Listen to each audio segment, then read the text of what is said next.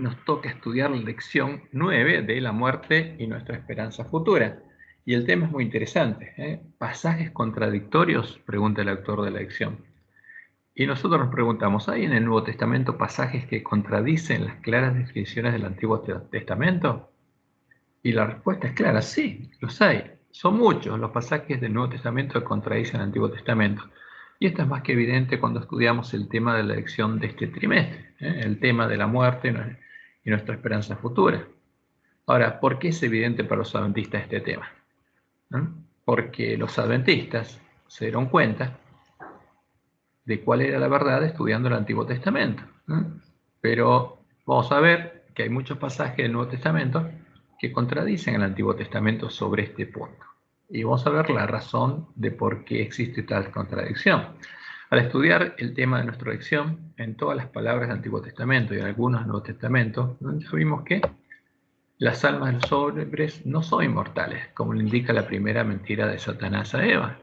Cuando el hombre muere, ¿qué pasa? El cuerpo vuelve al polvo y el espíritu de vida que lo dio. Y los muertos nada saben, porque no hay un alma que tenga conciencia, no hay conciencia después de la muerte. Porque hay polvo, el espíritu de vida vuelve a Dios y no queda nada aparte de eso. Y los muertos nada saben. Y por supuesto no hay un juicio inmediato, ni una retribución inmediata después de la muerte, como enseña Roma.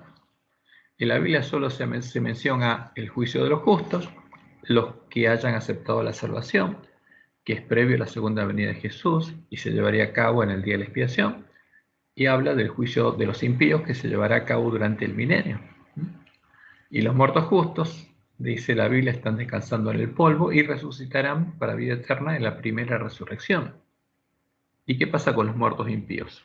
También están descansando en el polvo y resucitarán en la segunda resurrección, después del milenio, para sufrir la muerte segunda, de la que no hay resurrección.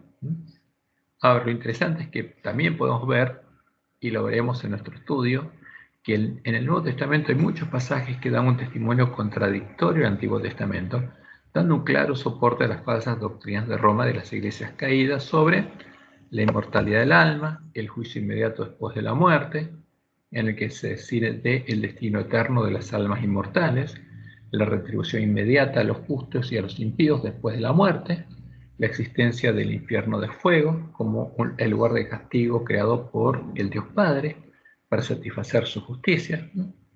Y también está el tormento eterno de las almas en las llamas del infierno que no pueden ser apagadas, etc. Todo eso está reflejado claramente, cristalinamente en las palabras del Nuevo Testamento, ¿no? Directamente. Ahora, ¿qué pasa? ¿Dios se contradice? ¿Es un Dios de confusión? No. Lo que pasa es que lo que tenemos nosotros, como Jesús lo anunció, son los cadáveres de los dos testigos. Ahora, ¿cuál es la razón de estas claras contradicciones? Hay dos respuestas que a su vez son contradictorias a esta pregunta. La primera respuesta, que es la verdadera, es la que da el anuncio de la palabra profética más segura sobre lo que sucedería y sucedió con nuestras Biblias, con los dos testigos, y sobre lo que nosotros deberíamos hacer para poder arreglar nuestras lámparas, para que los dos cadáveres de los dos testigos volvieran a la vida, ¿no? Porque así es como Jesús llama a nuestras Biblias. Y los dos testigos nos mostrarán cuál es la verdad echada por tierra, cuál es la verdad sobre el estado de los muertos, y principalmente cuáles son la puerta estrecha y el camino angosto que llevan al reino de la ciudad de Dios. Pero hay otra respuesta, y es la respuesta que dan los que niegan el anuncio y el cumplimiento de la palabra profética más segura, empezando por Roma el falso profeta. Niegan lo que pasaría con nuestras Biblias, a las que Jesús llama los cadáveres de los dos testigos, para poder usar sus palabras como si todas fueran verdaderas, como si todas fueran inspiradas por Dios, como si todos los testimonios de nuestras Biblias fueran verdaderos, y así poder usar sus falsos testimonios como soporte a las falsas doctrinas comunes con Roma y las iglesias caídas. Eso hacen todos los que niegan el anuncio de las palabras de la profecía. Ahora, este segundo camino es el que siguen los autores de las 28 creencias fundamentales de la Iglesia Adventista. Como vemos, y nosotros cuando estamos estudiando paralelamente seminarios justamente el culto racional que a Dios le agrada, estamos viendo estos hechos, porque estamos estudiando una a una las creencias fundamentales y comparándolas con la palabra de Dios, siguiendo el camino que Dios nos dijo que tenemos que hacer para probar a la ley del testimonio. Ahora, la creencia número 1, la palabra de Dios, dice lo siguiente. Voy a leer solamente lo que está resaltado. Las Sagradas Escrituras son la infalible revelación de la voluntad divina. O sea, está diciendo las Sagradas Escrituras son infalibles. Todo lo que dicen es infalible. Todo lo que dicen es la verdad. Y es la revelación autorizada de las doctrinas. O sea, toda doctrina basada en nuestras Biblias es verdadera. Pero esto no es así, y lo vamos a ver claramente en nuestras lecciones. Esto es negar lo que Dios anunció que pasaría con nuestras Biblias. Y este es el camino que también siguen los autores de las lecciones de la escuela sabática, indicando que en nuestras Biblias hay algunos pasajes intrigantes que la gente usa, y esa gente es Roma y las iglesias caídas, para enseñar la inmortalidad natural del alma, pero que son parte de la verdad. Eso es lo que dice. Ahora, fíjense esto, así empieza nuestra lección. Pasajes contradictorios, el sábado 19 de noviembre. Y dicen ahí, Pedro nos exhorta a estar siempre preparados para presentar defensa con mansedumbre y reverencia ante todo el que os demande razón de la esperanza que hay en vosotros. 1 Pedro 3:15. Y esto es lo que Dios nos dice. Nuestro culto tiene que ser racional y nosotros tenemos que poder dar razón, una razón clara, pero basada en la palabra de Dios de la esperanza que hay en nosotros. Tiene que haber una asís de Jehová que soporte esa esperanza. Pablo agrega que prediques la palabra, y Pablo está hablando del Antiguo Testamento, o sea, la Biblia, en ese tiempo que había en las sinagogas, que instes a tiempo y fuera de tiempo, redarguye, reprende, exhorta con toda paciencia y doctrina. Eso lo dice a Timoteo. ¿Y qué dice el autor de nuestra lección? Por esa razón, no solo debemos considerar aquellos pasajes que se pueden explicar fácilmente y que se ajustan a nuestras creencias, sino también ocuparnos de los pasajes que se usan comúnmente para enseñar algo diferente de lo que creemos. Y por supuesto, esto hay que hacerla, hay que leer toda la palabra de Dios. Ahora, pero, ¿qué están diciendo eso? Que todo eso es verdad, que los pasajes que se usan comúnmente para enseñar algo diferente son verdaderos, está diciendo. Y lo hace tomando una cita del CEO de las Gentes que no se refiere a este tema, pero dice, para ello debemos seguir el ejemplo inspirador de Jesús. Cristo mismo no suprimió una palabra de la verdad. Ahora, pero lo que está en nuestras Biblias es la verdad.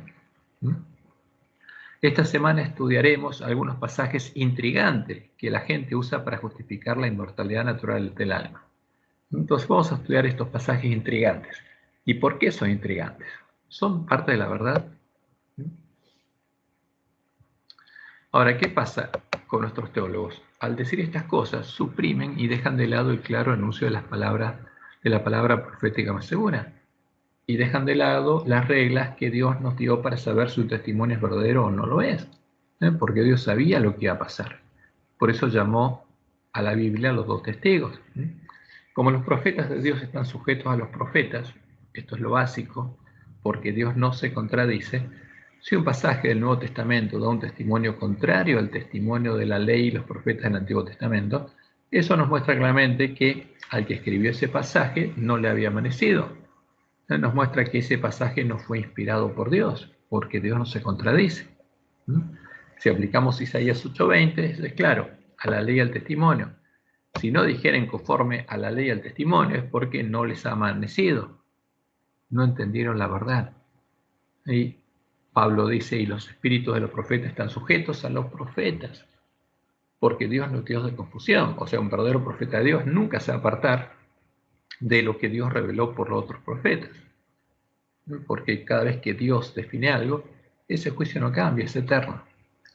Ahora, el anuncio y el cumplimiento de la palabra profética más segura nos muestra que estos pasajes no solo son intrigantes, son falsos o apócrifos, son pasajes falsos, pasajes apócrifos, y contienen las palabras introducidas en nuestras Biblias por los sabios de Roma, para dar soporte bíblico a las falsas doctrinas de Roma, a la tradición pagana que Roma buscó cristianizar. Y eso es evidente cuando estudiamos especialmente este tema que estamos estudiando en esta lección. Ahora, continuando con el mensaje al pueblo adventista, que está en Apocalipsis 10 cuando lo llamó y le dice que tiene que profetizar de nuevo, después le muestra lo que sucedió con los dos testigos. O sea, ¿cómo el pueblo adventista va a profetizar si los dos testigos están muertos? ¿Qué va a profetizar? Para profetizar y predicar lo que predicaba la iglesia primitiva, los dos testigos tienen que volver a la vida. Y estos dos testigos profetizaron por 1260 años vestidos de silicio.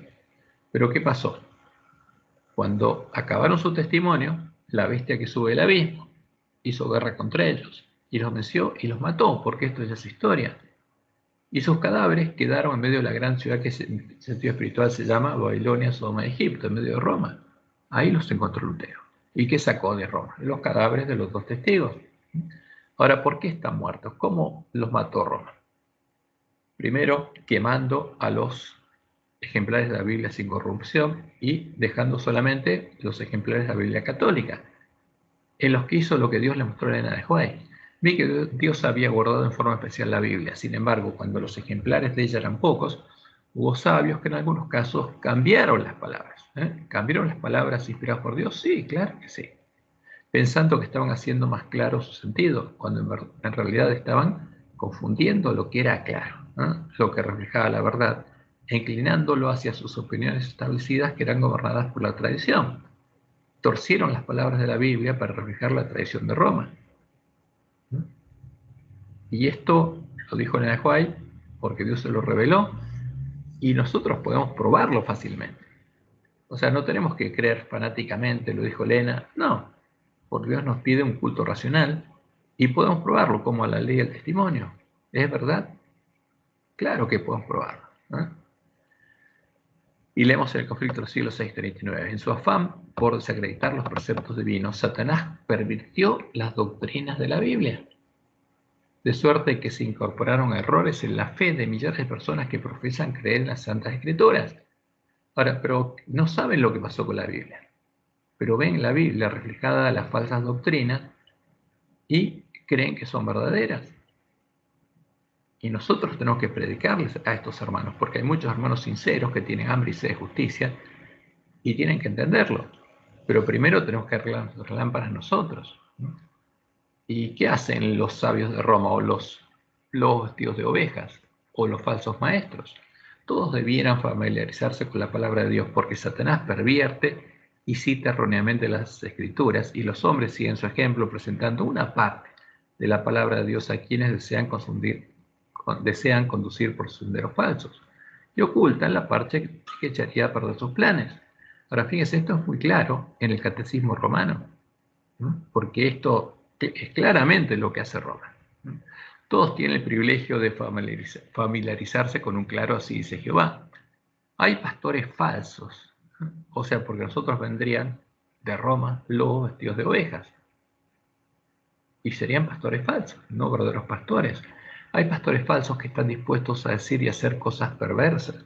Nuestros hijos debieran ser instruidos de tal modo que lleguen a conocer perfectamente la palabra de Dios, a fin de ser capaces de saber cuando se lee una parte de la Escritura y se deja de leer otra parte a fin de causar una falsa impresión.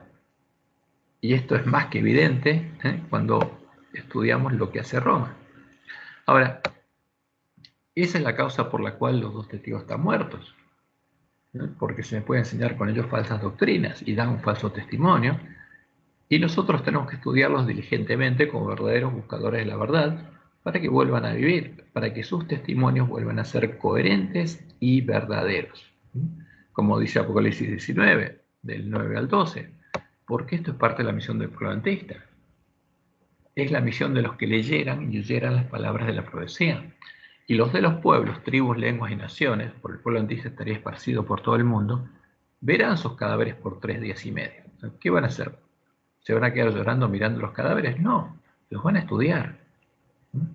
Y no permitirán que sean sepultados. ¿Por qué? Porque en este tiempo los moradores de la tierra donde huyó la mujer, a la que Dios protegió, se regocijarían sobre ellos y se alegrarían, y se enviarían regalos unos a otros. En el movimiento ecuménico se unirían, porque estos dos profetas habían atormentado a los moradores de la tierra, porque los amonestaban. Ahora, ¿pero qué pasa después de estos 3 días y medio, que se da en paralelo a la unión de todas las iglesias de la tierra, la unión puntos comunes de doctrina de la iglesia protestante y la iglesia católica. Pero después de 3 días y medio, después del periodo de estudio, entró en ellos el espíritu de vida enviado por Dios. O sea, volvieron a vivir, volvieron a dar un verdadero testimonio y se levantaron sobre sus pies y cayó gran temor sobre los que los vieron. Y ahora sí, el pueblo adventista podría dar un testimonio verdadero y podría profetizar de nuevo teniendo en sus manos a los 2 testigos vivos. Y oyeron una gran voz del cielo que les decía: subid acá, porque el pueblo adventista tiene que recorrer un camino para llegar a cima del monte Sión. Y subieron al cielo en una nube. ¿Por qué en una nube? Porque acá nos está llevando la simbología de Elías, porque los que tienen en sus manos a los 2 testigos vivos tienen que hacer la obra de Elías, tienen que predicar el mensaje de Elías. ¿Y qué pasa? Los 2 testigos están vivos, el pueblo, ahora de nuevo hay un pueblo que conoce a su Dios, que tiene a los 2 testigos vivos, en sus manos, que recorre el camino angosto, que va a llegar a la cima del monte Sión, y sus enemigos los vieron. ¿Y qué van a tratar de hacer? Impedir que eso ocurra. Pero no van a poder impedir que los 2 testigos vuelvan a la vida. Tampoco van a poder impedir que haya 144.000 sellados en el pueblo de Dios para estar con Jesús en la cima del monte Sión. Entonces, ¿cómo estudiarían? ¿Cómo verían sus cadáveres? Como Dios le dijo a la nena de Joai, siguiendo la visión de Primeros Escritos, páginas 220 y 221. Pero vi que la palabra de Dios en conjunto, ¿cómo hay que estudiarla? En conjunto. Es una cadena perfecta, de la cual una porción se vincula con la otra y la explica. ¿Qué hay que buscar? La perfecta cadena de verdades que empieza en el Antiguo Testamento y que es totalmente coherente. Los verdaderos buscadores de la verdad no necesitan errar, no importa que tengamos los cadáveres, dice Elena. ¿Qué va a pasar? Vamos a encontrar la verdad, porque no solo es la palabra de Dios clara y sencilla al presentar el camino de la vida, sino que el Espíritu Santo es dado como guía para comprender el camino de la vida en ella revelado.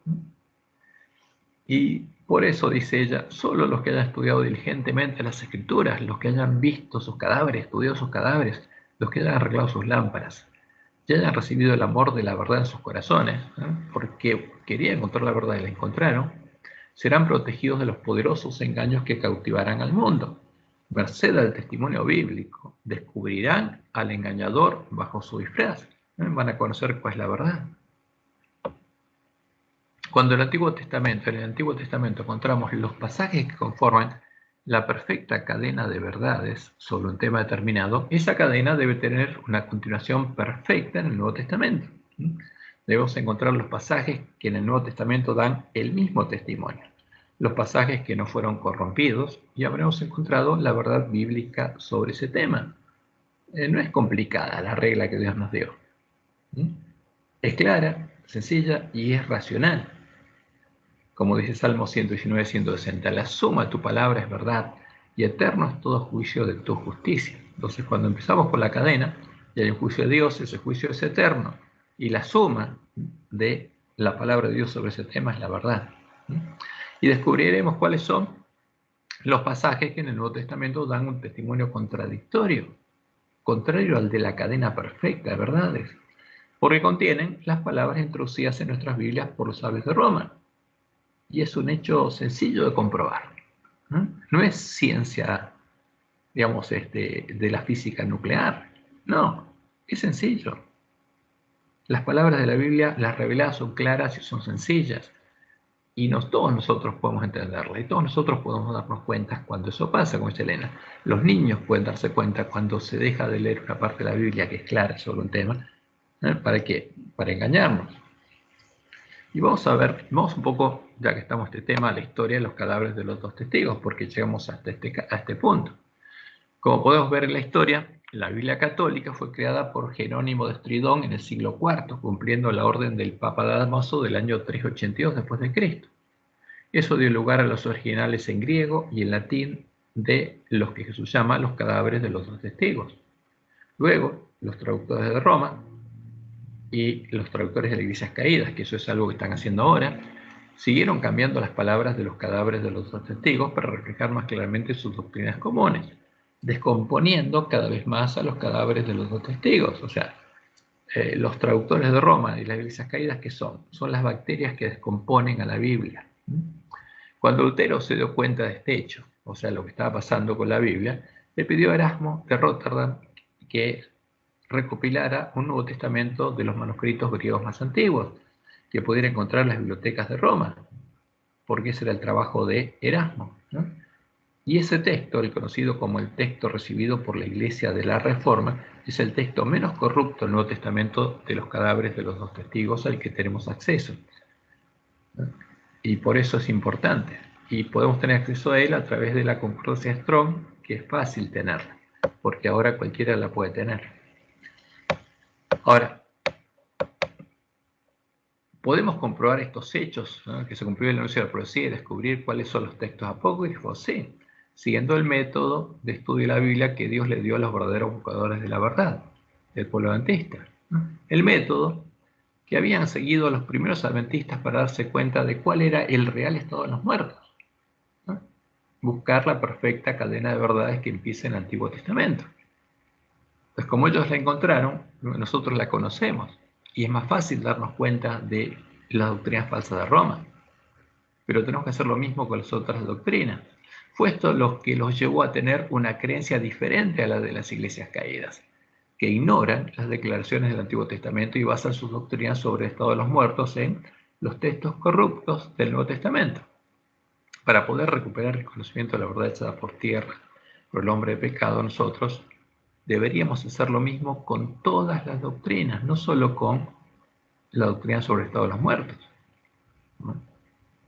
Un hecho interesante que podemos observar cuando leemos lo que escriben nuestros teólogos es que más allá de la posición dogmática que adoptan, negando que Roma cambiara las palabras de la Biblia para dar soporte a sus falsas doctrinas, es que se puede ver en sus escritos que ellos saben que esto ocurrió y sigue ocurriendo, ¿no?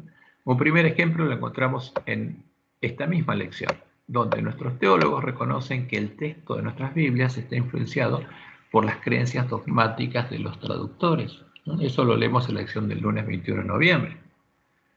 Uno de los pasajes bíblicos más utilizados para tratar de probar la inmortalidad del alma es Lucas 23:43. Entonces Jesús le dijo: de cierto te digo que hoy estarás conmigo en el paraíso.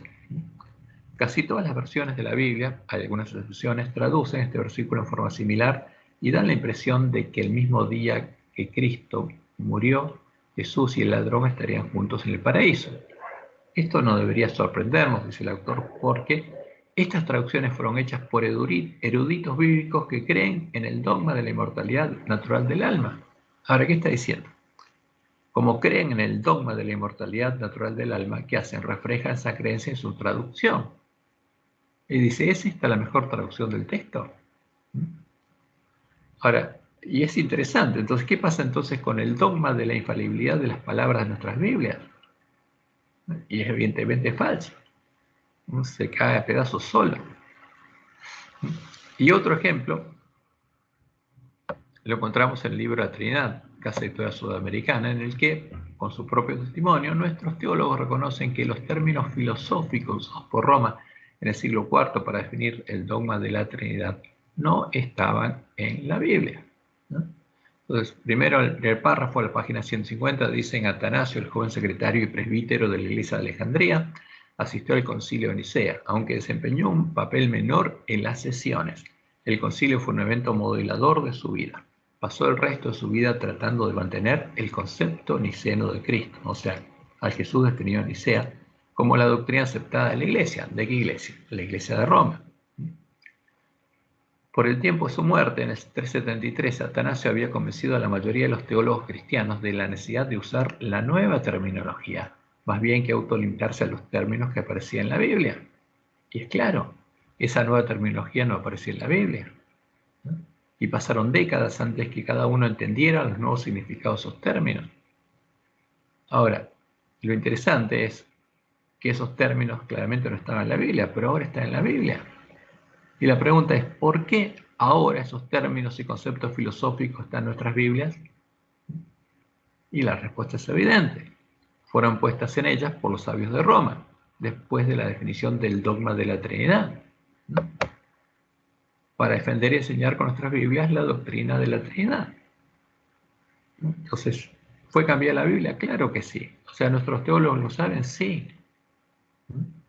Porque esos términos usados para definir el dogma de la Trinidad del Credo de Nicea, del 325 después de Cristo, son los que encontramos, esos conceptos los encontramos claramente en Juan 1, 1 al 3 y en Hebreos 1, 1 al 3 ahora, donde mezcladas con las palabras originales aparecen reflejado el Credo de Nicea, los conceptos y términos filosóficos que Atanasio convenció a los teólogos que empezasen a usar y no estaba en la Biblia. Entonces, es un claro hecho. O sea, ¿nuestra Biblia fue corrompida por los sabios de Roma? Sí, es evidente. ¿Cuál es la única forma de encontrar la verdad? Siguiendo el camino que Dios nos enseñó. ¿Qué pasaría si aplicáramos el método de estudio que Dios nos dio para verificar si el dogma de la Trinidad es una doctrina verdadera? Y pasaría lo que pasa con justamente la inmortalidad del alma. Nos daríamos cuenta de cuál es la verdadera definición que Dios hace de sí mismo en su palabra y de cuáles son las palabras introducidas en nuestras Biblias por los sabios de Roma para dar soporte bíblico a esta doctrina. Por eso, como nuestros pastores y teólogos son formados para defender las doctrinas incluidas en el credo adventista, porque a un pastor que no la defiende no puede ser un pastor adventista en este tiempo. El método de estudio que usaron nuestros pioneros para darse cuenta de cuál es el verdadero estado de los muertos ya no es usado en nuestra iglesia. O sea, solo queda esta reliquia del estado de los muertos donde se usan los textos del Antiguo Testamento, pero el resto de las doctrinas ya no se sigue ese camino. ¿Por qué? Porque nos daríamos cuenta de cuál es la verdad y nos daríamos de los errores. Y vamos a ver el uso que Roma hace de la Biblia para enseñar sus doctrinas, porque es la que creó la Biblia católica para hacer esta obra. En los siguientes artículos del Catecismo Romano podemos ver cómo Roma usa las palabras del Nuevo Testamento de nuestras Biblias para dar soporte a sus doctrinas. Y el Catecismo está dividido en artículos y en puntos que yo los llamo generalmente artículos, pero son el nombre correcto, digamos que son subartículos. Artículo 12, creo en la vida eterna. Y dice así el subartículo 1020. El cristiano que une su propia muerte a la de Jesús ve la muerte como una ida hacia él y la entrada en la vida eterna. O sea que cuando el cristiano muere, va a Jesús. No queda durmiendo en la tumba, no queda morando en el polvo, sino va hacia Jesús. Cuando la iglesia dice por última vez las palabras de perdón de la absolución de Cristo sobre el cristiano moribundo, lo sella por última vez con una unción fortificante y le da a Cristo en el viático como alimento para el viaje. Entonces, tiene que hacer un viaje y necesita alimento para el viaje. Y este es un concepto pagano, porque el alma, fíjese, el cuerpo, ¿qué pasa? Muere, queda en la tumba, y el alma tiene que hacer un viaje, ¿no? Le habla entonces con una dulce seguridad. Alma cristiana, al salir de este mundo, ¿qué pasa? El alma sale del mundo. Marcha en el nombre de Dios Padre Todopoderoso que te creó, en el nombre de Jesucristo, Hijo del Dios vivo, que murió por ti, en el nombre del Espíritu Santo, que sobre ti descendió.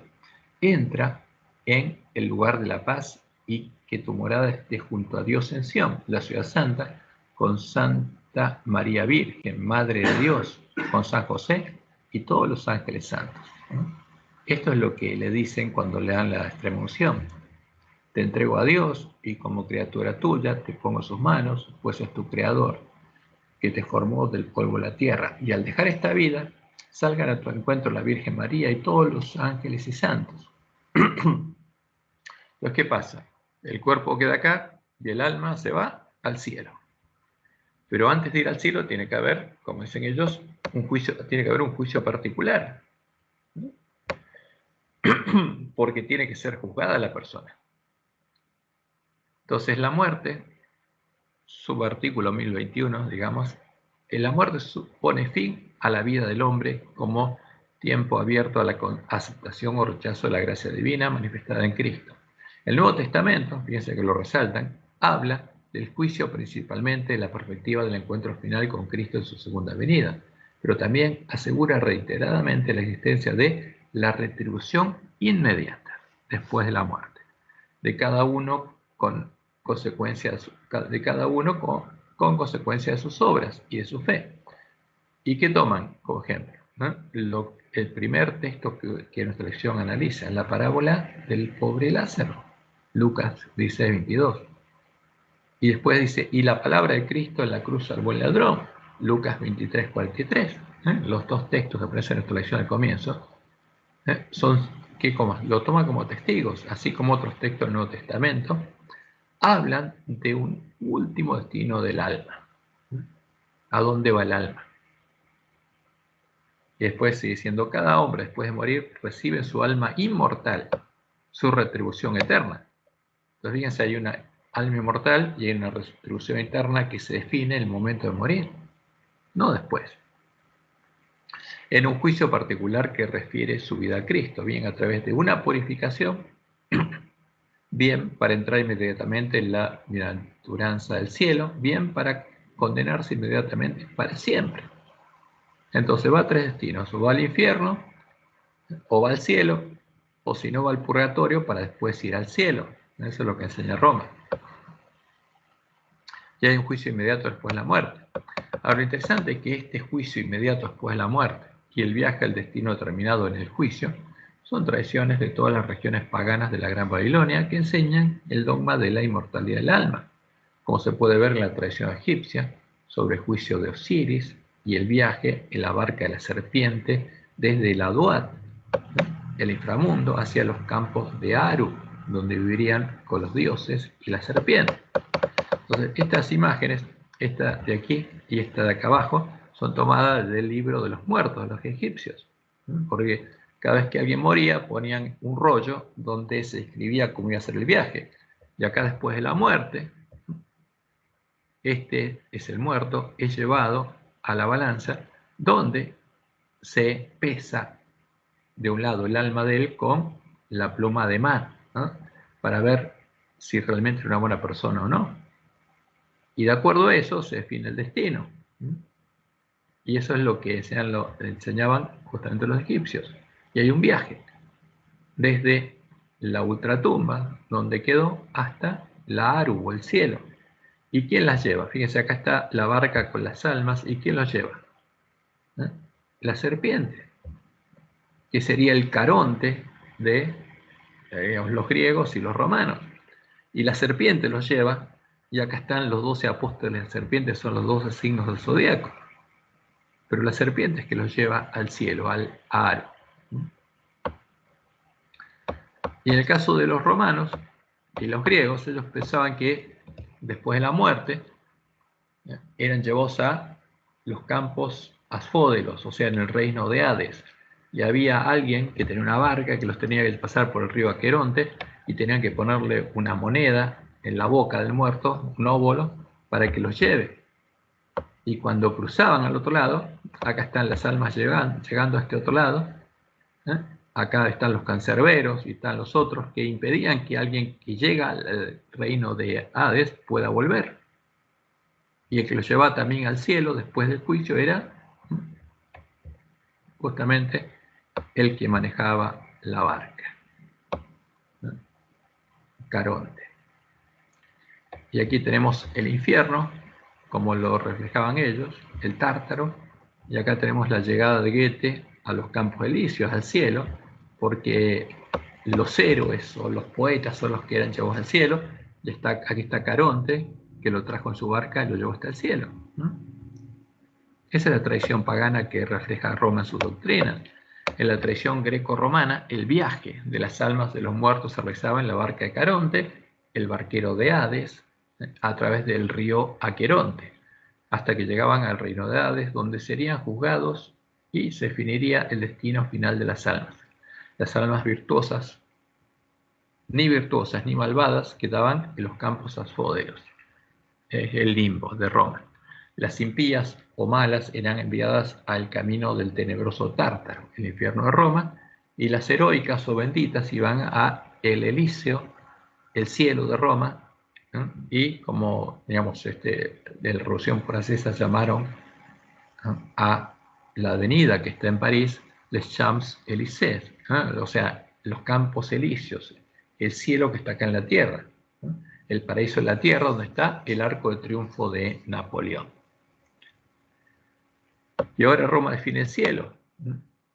Su artículo 1023, los que mueren en la gracia y la amistad de Dios y están perfectamente purificados, viven para siempre con Cristo, o sea, van al cielo. Son siempre semejantes a Dios porque lo ven tal cual es. Y dicen, definimos con autoridad apostólica, ¿por qué? Porque Jesús le dio su autoridad de atar y desatar, que según la disposición general de Dios, las almas de todos los santos, ¿qué pasa? Una vez que están purificadas después de la muerte, estuvieron, están y estarán en el cielo. ¿Dónde están? En el cielo. Apenas mueren, inmediatamente van al cielo, o después de ser purificadas en el purgatorio. ¿Y qué pasa en el cielo? Ven la divina esencia, una visión intuitiva y cara a cara. ¿Cuál es la divina esencia? Es la esencia de los dioses, ¿no? La esencia de las cuales el Dios Padre, el Dios Hijo, el Dios Espíritu Santo, la Trinidad son hipóstasis. Y ellos ven la esencia, no ven al Padre, no ven al Hijo, no ven al Espíritu Santo, ven la esencia de la que ellos proceden, ven al Dios de Roma en su unidad. Y en el 1024 leemos, esta vida perfecta con la Santísima Trinidad, esta comunión de vida y de amor con ella, con la Virgen María, los ángeles y todos los bienaventurados, se llama cielo. Por su muerte y su resurrección, Cristo nos ha abierto el cielo, porque, como enseñan, estaba cerrado antes, hasta que la justicia de Dios fuera satisfecha. Dios no podía ofrecer misericordia, eso lo dicen nuestros teólogos, en el libro de la Trinidad. Y está la purificación final o purgatorio. 1030. Los que mueren en la gracia y en la amistad de Dios, pero imperfectamente purificados, aunque están seguros de su eterna salvación, sufren después de su muerte una purificación a fin de obtener la santidad necesaria para entrar en la alegría del cielo. Y acá está ese ángel pesando a los hombres para ver dónde los manda, y a estos los manda al purgatorio para que sean perfeccionados, y ahí está el Dios Padre de Roma mirando al fuego, y cuando las vestiduras están blancas, lo saca porque está listo para sacarlo del horno, ya está purificado. Y dice Roma, la Iglesia llama purgatorio a esta purificación final de los elegidos, que es completamente distinta del castigo de los condenados. La Iglesia ha formulado la doctrina de la fe relativa al purgatorio, sobre todo en los concilios de Florencia y de Trento. ¿De dónde salió este dogma? De los concilios de Roma. La tradición de la Iglesia habla de un fuego purificador. Respecto a ciertas faltas ligeras, es necesario creer que antes del juicio existe un fuego purificador. Este es el Dios que purifica con fuego, como Moloch. Entonces, vamos al infierno, vamos a simplificarlo. 1035. La enseñanza de la Iglesia afirma la existencia del infierno y su eternidad. Las almas de los que mueren en el estado de pecado mortal descienden a los infiernos inmediatamente después de la muerte, y allí sufren las penas del infierno, el fuego eterno, la separación eterna de Dios. O sea, ¿qué pasa? Con los pecadores que van al infierno se están quemando desde el día de su muerte. Eso es lo que enseña Roma. Ahora, ¿lo enseña esto en el Antiguo Testamento? No. ¿Pero dónde está reflejado esto? En el Nuevo Testamento. Entonces, ¿cuáles son los textos? ¿Cuáles de estos textos son apócrifos y cuáles son interpretados en forma torcida por Roma? Vamos a analizar siguiendo el orden en el que se nos analiza nuestra lección. El primer texto es el rico y Lázaro. La parábola del rico y Lázaro no tiene problemas de traducción. Está escrita así, exactamente así, en el texto griego de los cadáveres de los dos testigos, y pone en boca de Jesús una fábula traída de la tradición pagana del juicio inmediato después de la muerte y el viaje hacia el lugar destino eterno de las almas inmortales después de la muerte. Las que van al cielo, el reino de Zeus, o al infierno, el reino de Hades. Fábula reflejada en la triple corona pontificia de los sumos pontífices romanos, símbolo de su autoridad en el cielo, la tierra y el infierno, ¿no? O sea, pero si alguien le da autoridad en el infierno, ¿quién va a ser? El autor y creador del infierno. ¿Y qué le dio su autoridad? El dragón le dio su trono, su poder y su autoridad. y explica en detalle cuál es la actual doctrina de Roma, ¿no? Fíjense, acá están las imágenes. El ángel también está pesando y algunos los mandan al infierno. Y ahí son torturados por los demonios y el fuego ardiendo que del infierno. Entonces, ¿qué pasa en esta fábula? El mendigo Lázaro murió y fue juzgado y llevado inmediatamente al cielo, porque el alma inmortal debe ir y estar en algún lugar, debe tener un destino. Por eso todas estas tradiciones paganas. El rico murió y fue juzgado y llevado inmediatamente al infierno, al reino de Hades, el dios de la muerte y del inframundo, que era hermano de Zeus, era su alter ego, el dios del cielo.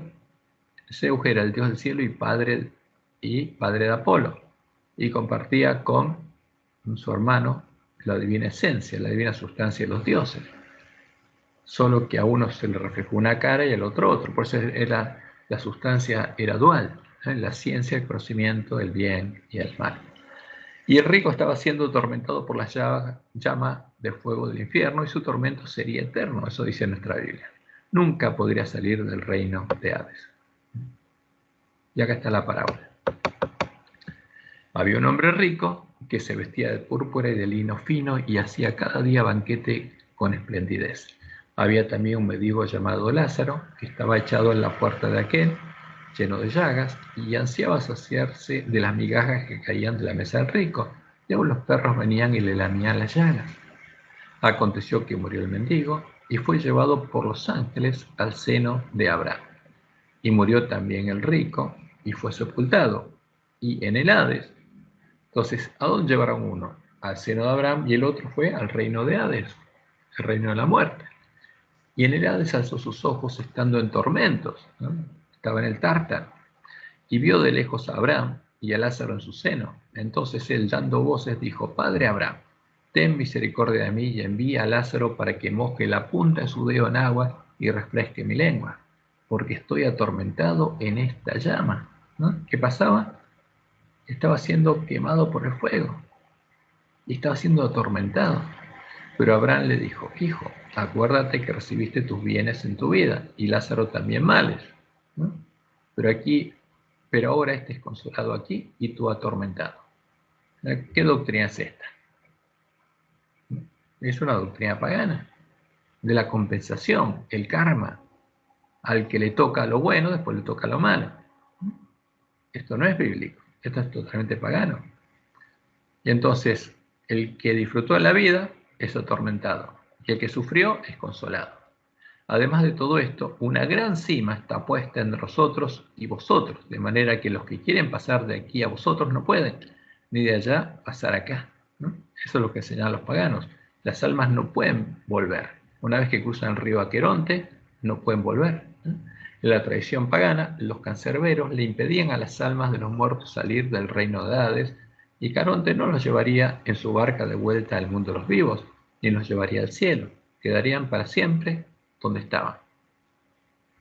Y eso es lo que claramente refleja esta parábola, la tradición pagana a la que Roma cristianizó.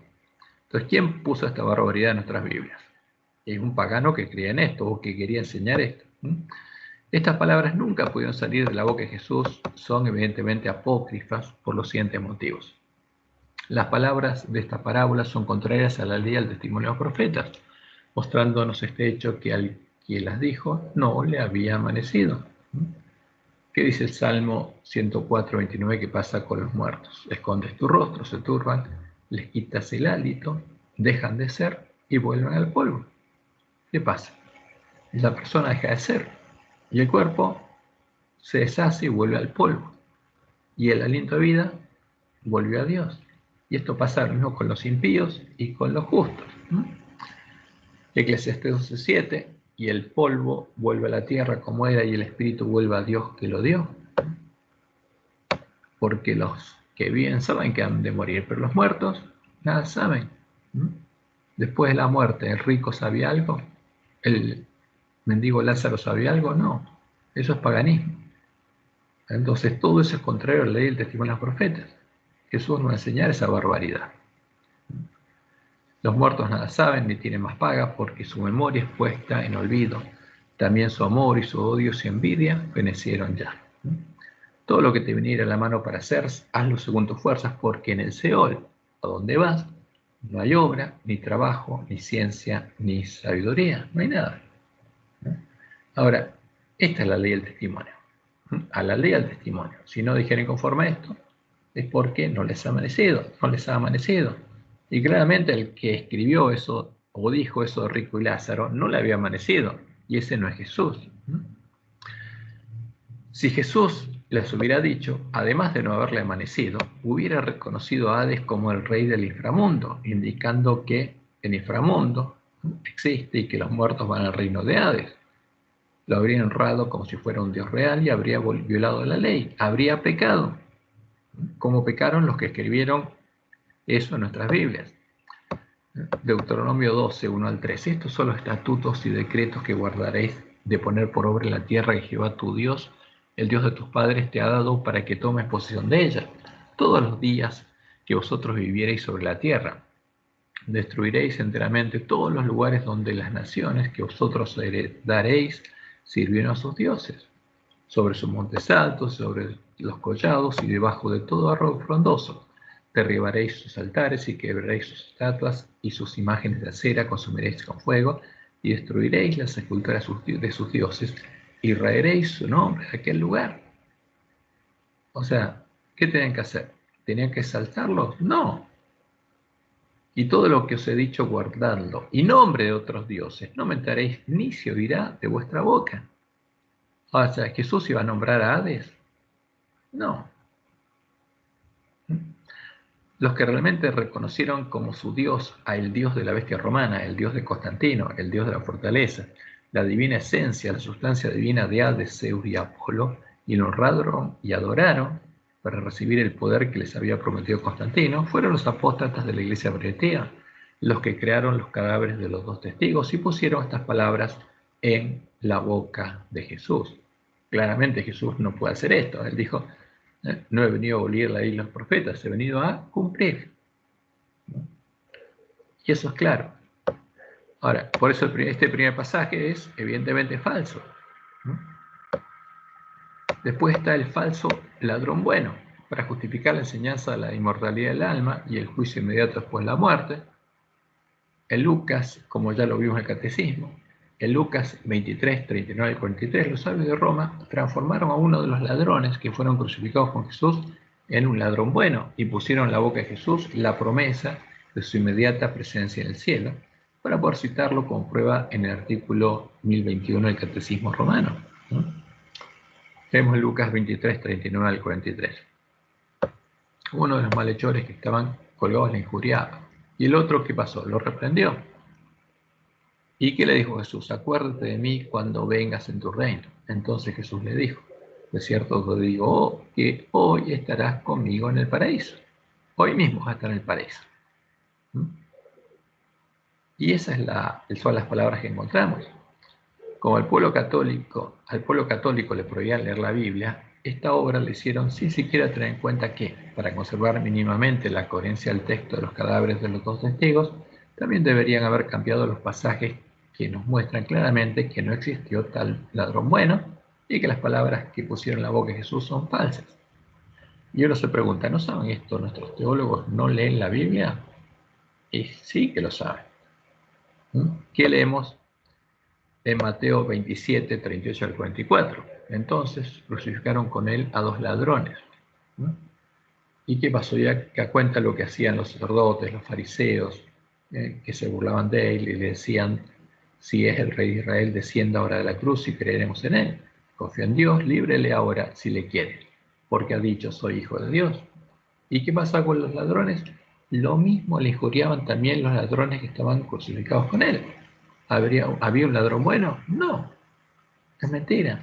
¿Qué dice Marcos 15, 31 al 32? ¿No? Y de esta manera también los principales sacerdotes, encarneciendo, se unían unos a otros con los escribas. A otros salvó, a sí mismo no se puede salvar. El Cristo, el Rey de Israel, descienda ahora de la cruz, para que creamos, veamos y creamos. También los que estaban crucificados con él le injuriaban. ¿Había un ladrón bueno? No, es una mentira. Simplemente cambió esas palabras para citarlas literalmente, como que ese mismo día iba a estar en el cielo. Y es una mentira. Jesús iba a estar 3 días en la tumba. Ahora, ¿qué dicen sobre esto en nuestra lección? Dicen que se trata de una mala traducción. Pero no hay una mala traducción. Y esta es la cita que vimos al comienzo, porque nuestros teólogos dicen que estas traducciones fueron hechas por eruditos bíblicos que creen en el dogma de la inmortalidad natural del alma. Entonces, ¿por qué reflejan ese dogma? Porque ellos reflejan sus ideas en la Biblia. Entonces, acá no dicen que es infalible, pero cuando enseñan sus doctrinas comunes con Roma, dicen que es infalible. Y dicen, ¿pero es esta la mejor traducción del texto? Y cuando leemos el texto griego, es evidente que el texto corrupto de Lucas 23, 39 al 43, el que contradice a Mateo 27, 38 al 44 y a Marcos 15, 31 al 32, es el texto griego de los cadáveres de los testigos, y que está bien traducido. Lo que traduce Roma, lo que traducen todos los traductores, es correcto, porque eso es lo que dice el texto griego. Y ese texto griego es el corrupto, eso es evidente, porque contradice al texto de Mateo y al de Marcos, y es contrario a lo que dicen la ley y los profetas. Como ya vimos en estudio este trimestre, esta corrupción del texto también es evidente en los pasajes que ponen en boca de Jesús las enseñanzas de las religiones paganas sobre la inmortalidad del alma, el juicio inmediato después de la muerte, la existencia del infierno de fuego, el tormento eterno del infierno, etc. Y eso nos muestra a qué punto fue corrompido el Nuevo Testamento. Porque no es un texto, son muchísimos textos. Estos son algunos ejemplos. En este texto, Jesús aparece dando testimonio de la existencia del infierno de fuego al que quedan expuestos los pecadores, Mateo 5:22. Pero yo os digo, cualquiera que se enoje contra su hermano será culpable de juicio, y cualquiera que diga necio a su hermano será culpable ante el concilio, y cualquiera que le diga fatuo, y esto es lo que ha agregado, quedará expuesto al infierno de fuego. Ahora, si Jesús habla del infierno, ¿cómo se va a negar las palabras de Jesús? ¿Cómo se va a copiar las palabras de Jesús? Jesús está diciendo que hay un infierno de fuego. Y eso es lo que dice un protestante. ¿Cómo voy a negar estas palabras de Jesús? Pero simplemente no sabe lo que pasó con nuestras Biblias y no sabe cómo tiene que estudiar la Biblia. Y por supuesto nunca le presentaron lo que dice el Antiguo Testamento. Y en los siguientes textos se presenta a Jesús dando testimonio de la existencia del infierno y de la condena del infierno, al que el cuerpo de los pecadores es echado. Dice, todo tu cuerpo se ha echado al infierno. Todo tu cuerpo se ha echado al infierno. 2 veces lo dice teóricamente. Está puesto en la boca de Jesús en Mateo 5, 29 al 30. Mateo 18, 19, ser echado en el infierno de fuego. Mateo 23, 15 y 33. Le habla a los fariseos y le dice que cuando hacen un discípulo lo hacen 2 veces más hijo del infierno que ellos mismos. Serpientes, generación de víboras, ¿cómo escaparéis de la condenación del infierno? O sea, ¿qué está diciendo Jesús? Que los pecadores son condenados al infierno. Son echados al infierno. Y no dice una vez, muchas veces. Y en el siguiente párrafo Jesús da testimonio sobre la existencia del infierno, la inmortalidad del alma y el tormento eterno en el infierno, en el fuego que no puede ser apagado. Entonces, si tu mano te fuera ocasión de caer, córtela. Mejor te centrar en la vida manco que teniendo 2 manos ir al infierno. ¿Quién enseñó que se va al infierno? Jesús. Estas son las palabras de Jesús, y el que lee esto, un protestante, cree que es verdad. Al fuego que no puede ser apagado. Entonces una persona va a ese fuego y se quema eternamente. Ser echado en el infierno, el fuego que no puede ser apagado. Ser echado al infierno. Ahora, y en los siguientes textos se pone en boca de Jesús un testimonio aberrante acerca de su padre, presentándolo como un ser negativo y sin amor al que hay que tenerle miedo. ¿Por qué? Porque su padre sería el destructor, al que hay que tenerle miedo, como a Moloch Baal, porque es el que castiga y quita la vida, es el que mata. Y después de haber quitado la vida, echa en el infierno al alma. Y destruye el alma y el cuerpo en el infierno, por eso es el destructor. Pero estas son las características de Satanás. Y es el creador del infierno y del sufrimiento. ¿No? Pero eso es una creación de Satanás.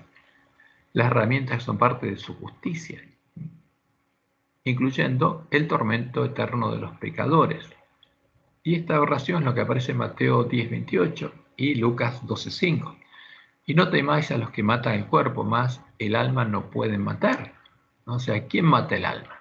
Temed más bien a aquel que puede destruir el alma y el cuerpo en el infierno. O sea, ¿quién destruye el alma y el cuerpo en el infierno? Teóricamente el Padre Jesús. Temed a aquel que después de haber quitado la vida, porque es el que mata y quita la vida, tiene poder para echar en el infierno. Si os digo a este, temed, ténganle miedo. Es terrible esto. ¿No?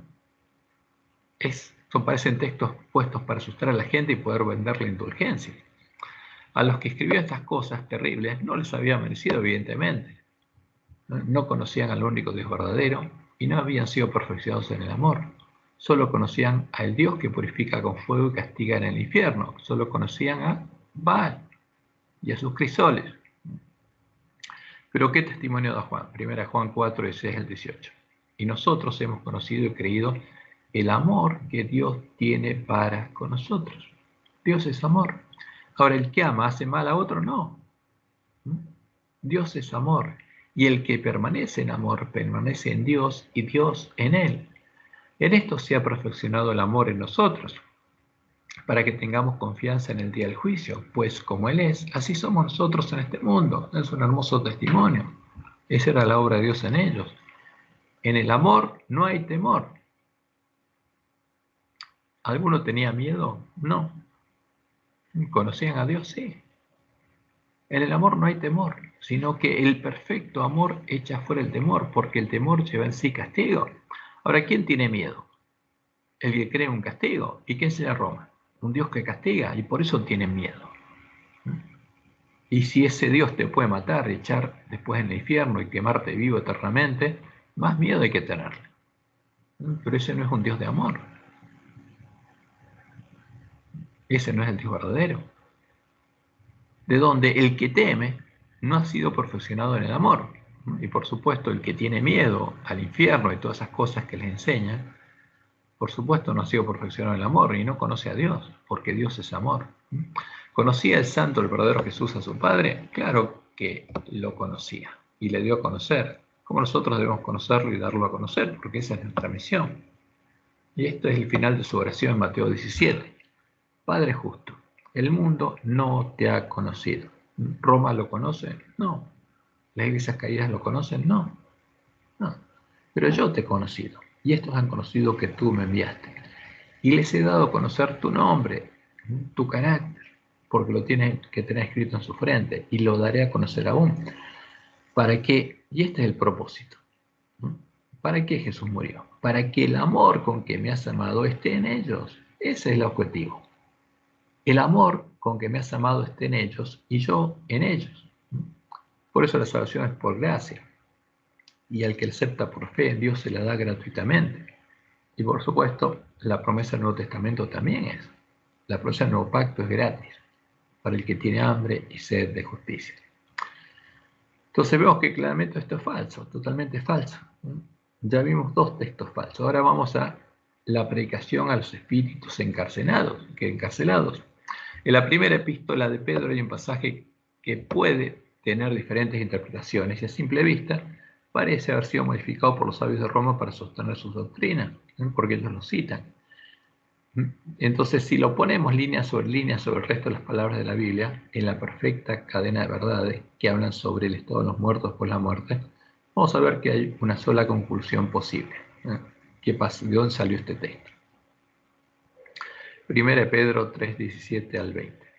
Porque mejor es que padezcáis haciendo el bien, si la voluntad de Dios así lo requiere, que haciendo el mal. Porque también Cristo padeció una sola vez por los pecados, el justo por los injustos, para llevarnos a Dios, siendo la verdad muerto en la carne, pero vivificado en espíritu, en el cual también fue y predicó a los espíritus encarcelados, a los que en otro tiempo desobedecieron, cuando una vez esperaba la paciencia de Dios en los días de Noé, mientras se preparaba el arca, en la cual pocas personas, es decir, 8, fueron salvadas por agua. Ahora, ¿qué dice esto? Entonces, hay varias interpretaciones. Una es la que hace la lección y hacemos generalmente los adventistas, ¿eh? Pero se aparta del texto. Entonces, si somos fieles al texto, la única interpretación posible es la que hace Roma. Pero vamos a ver estas dos interpretaciones. Una interpretación no literal del texto es la que indica que cuando Jesús murió en la carne y resucitó, fue vivificado en el Espíritu. En el Espíritu en el que en otro tiempo, en los días de Noé, había predicado a los espíritus encarcelados justamente desde ese tiempo, desde los días de Noé, a los que murieron ese tiempo y sus espíritus quedaron encarcelados. Esta es la interpretación que los adventistas realizamos para compatibilizar este texto con las escrituras que indican que los muertos nada saben. Lección del 23 de noviembre. La predicación de Cristo a los antediluvianos impenitentes se realizó mediante Noé, a quien Dios instruyó divinamente y se convirtió en un pregonero de justicia para sus contemporáneos. Entonces, ¿qué dicen?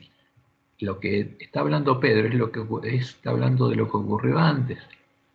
Cuando Noé predicó lo que Cristo le mandó predicar.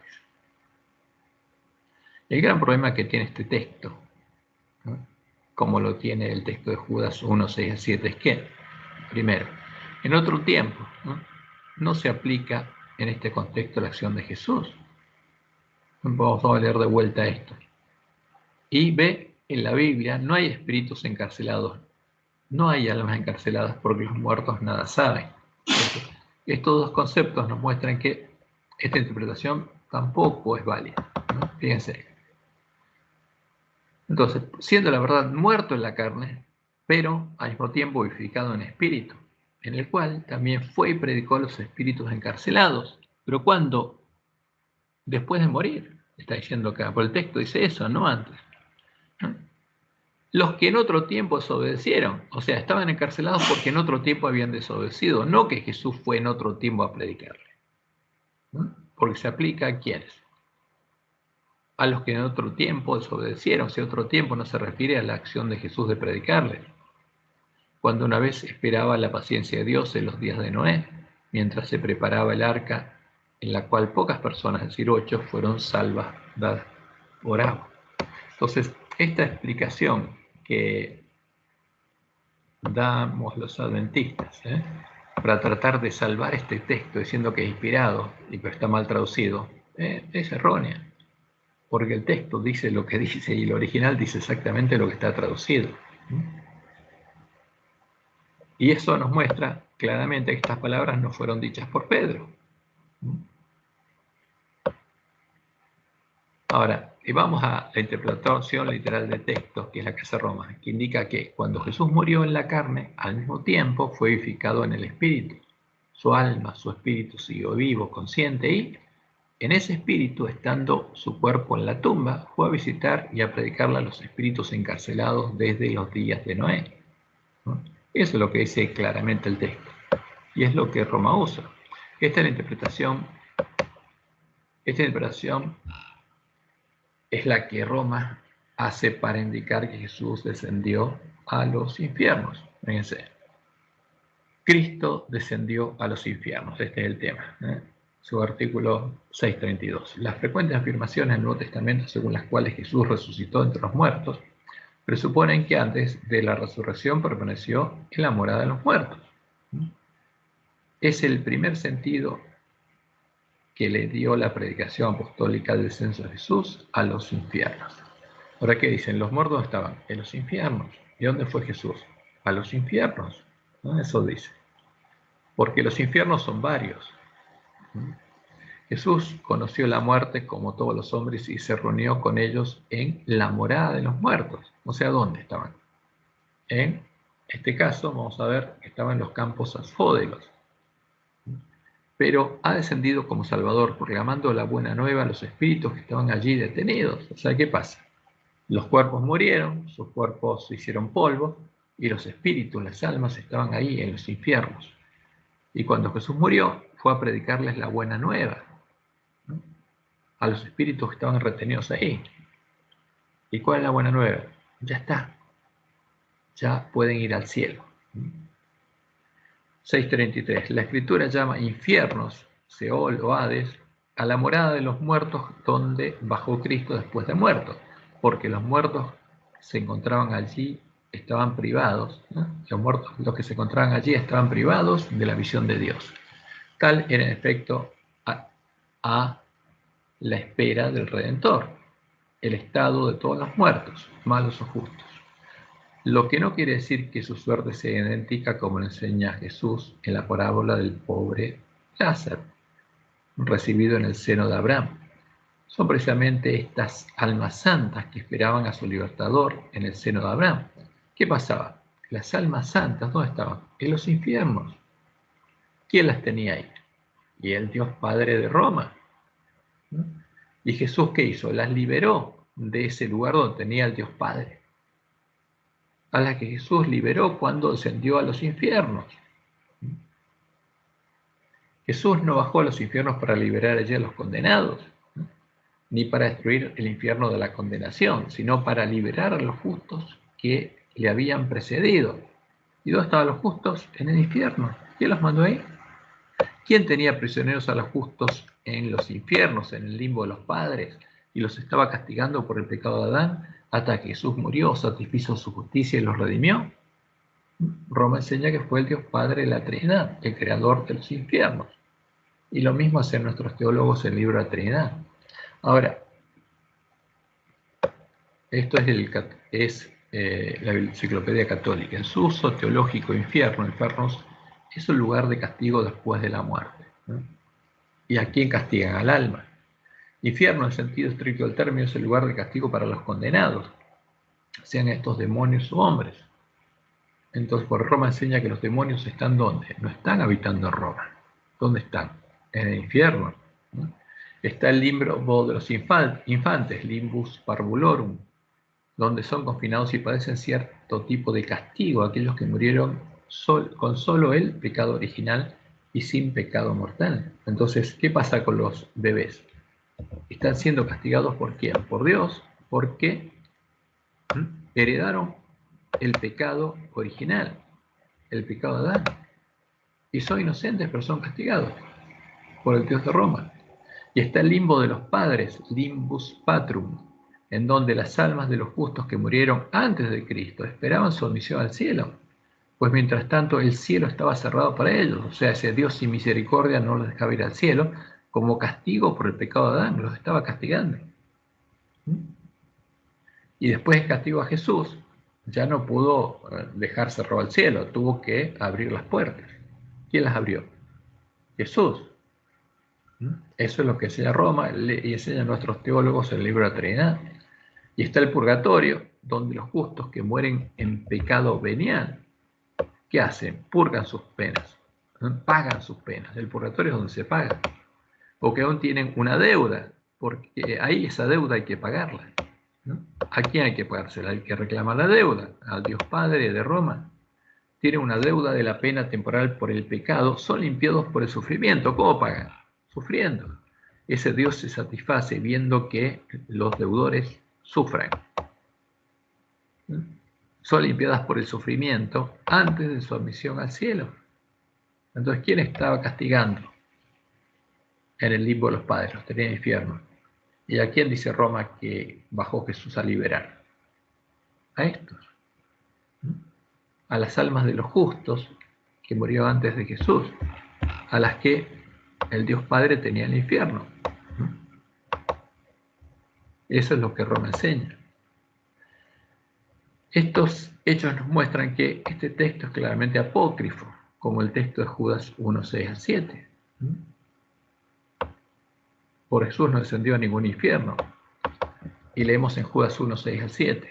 Y a los ángeles que no guardaron su dignidad, sino que abandonaron su propia morada, los ha guardado bajo oscuridad en prisiones externas. ¿Qué dice Roma? ¿Dónde están los ángeles? Están en prisión, están en el infierno. No moran en Roma, están en el infierno. Y les ha guardado bajo oscuridad en prisiones eternas para el juicio de gran día, como Sodoma y Gomorra y las ciudades vecinas, de las cuales, de la misma manera que aquellos, habiendo fornicado o ido en pos de vicios contra la naturaleza, fueron puestas, por ejemplo, sufriendo el castigo del fuego eterno. O sea, de la misma manera que los ángeles están en prisiones eternas y están sufriendo el castigo del fuego eterno, están siendo quemados vivos en el infierno. Y esto es el mismo texto, es la misma enseñanza que lo que acabamos de leer en las palabras de Pedro.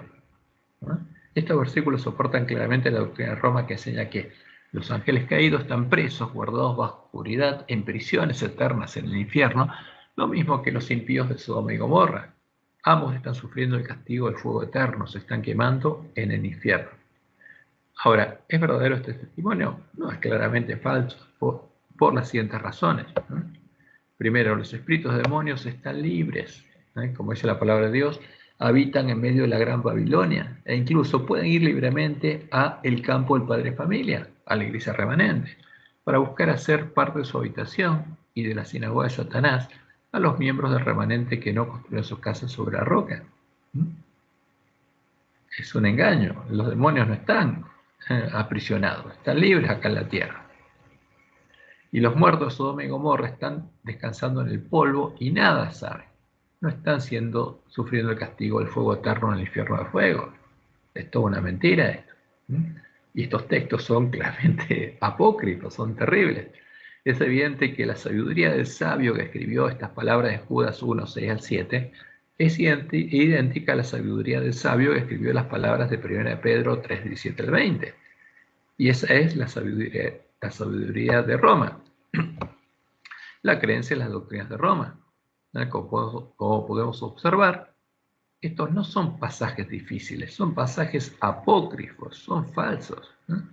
No ocurre lo mismo, por ejemplo, con Apocalipsis 5, 9 a 11, donde se habla de las almas que claman debajo del altar, ya que esa se trata de una profecía simbólica, no es doctrinal, es simbólica.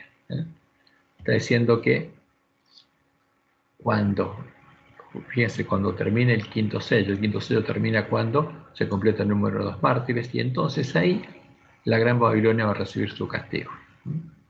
Y estos hechos reafirman nuevamente la veracidad de la palabra profética más segura, que anunció que al despertarnos de nuestro sueño deberíamos arreglar nuestras lámparas, para que los dos testigos vuelvan a la vida. Como leemos Mateo 25, 6 al 7. Y a la medianoche se oyó un clamor: aquí viene el esposo, salid a recibirle. Entonces todas aquellas vírgenes se levantaron y arreglaron sus lámparas. Porque si sus lámparas estaban muertas, si los dos testigos estaban muertos y no iluminaban el camino, no podían recorrerlo. Eso es lo que le mostró Dios a Elena en su primera visión. Entonces, por eso, esta lección que habla de pasajes contradictorios, en realidad está hablando de la mayoría de los que habla son pasajes falsos, donde los sabios de Roma metieron sus palabras, las palabras de Roma, para reflejar una doctrina que es totalmente contraria a la ley y al testimonio de los profetas. Y lo triste es que pusieron esas palabras en boca de Jesús. Y por eso un católico, un protestante, cree en estas falsas doctrinas, porque las ve en la Biblia, en la boca de Jesús, y no sabe lo que pasó con nuestras Biblias. Y nosotros vamos a tener que explicárselo, como tenemos que explicárselo a nuestros hermanos, porque todos tenemos que arreglar nuestras lámparas. Bueno, este es el tema de esta lección. Y es un tema difícil, porque todos nosotros nos acostumbramos a leer la Biblia como si todas las palabras fueran verdaderas, y cuando nos damos cuenta que no es así, muchos se asustan, pero no tenemos que asustarnos, porque el método que Dios nos dio es clave, es fácil de hacer, fácil de seguir y es infalible. Ese sí que no falla. Ese nos permite encontrar la verdad y separar a la verdad del error. Que Jehová los bendiga, los guarde y los guíe a toda verdad, porque Él prometió hacerlo. Está esperando que clamemos a Él para cumplir sus promesas. Nuevamente, que tengan un hermoso y bendecido sábado.